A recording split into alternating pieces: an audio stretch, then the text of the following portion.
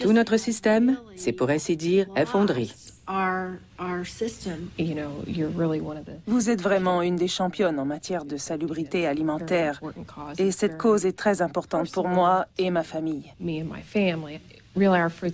On a commencé à militer pour la salubrité alimentaire il y a 6 ans, quand mon petit garçon de 2 ans et demi, Kevin, a été foudroyé par la bactérie E. coli 0157H7. Voici une photo de mon garçon en pleine santé, prise 2 semaines avant qu'il ne tombe malade. 12 jours plus tard, il était mort.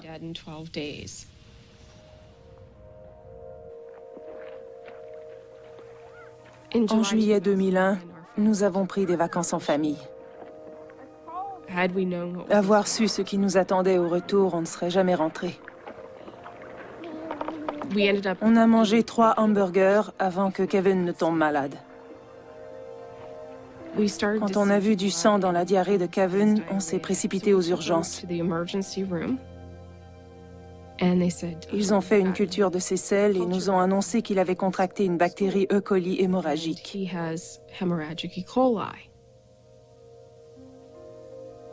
Ils nous ont ensuite informé que ses reins ne fonctionnaient presque plus. Ils lui ont fait son premier traitement de dialyse. On lui interdisait de boire. On l'hydratait en lui faisant sucer des petites éponges trempées dans l'eau.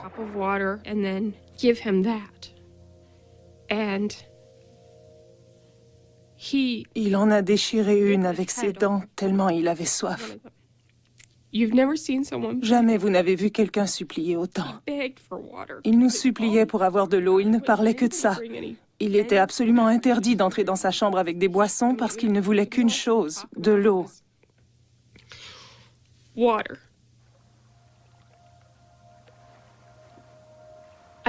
J'ignore s'il comprenait ce qui lui arrivait. J'espère que non. De voir mourir un bel enfant en parfaite santé en 12 jours, c'est incroyable. Tout cela après avoir mangé de la nourriture. Et pour ajouter l'insulte à l'injure, il nous a fallu attendre 3 ans et engager notre propre avocat avant de découvrir que la viande qu'on avait mangée avait été rappelée. Le 1er août, mon fils était déjà hospitalisé. Ils ont trouvé des traces de bactéries E. coli à l'usine ce jour-là.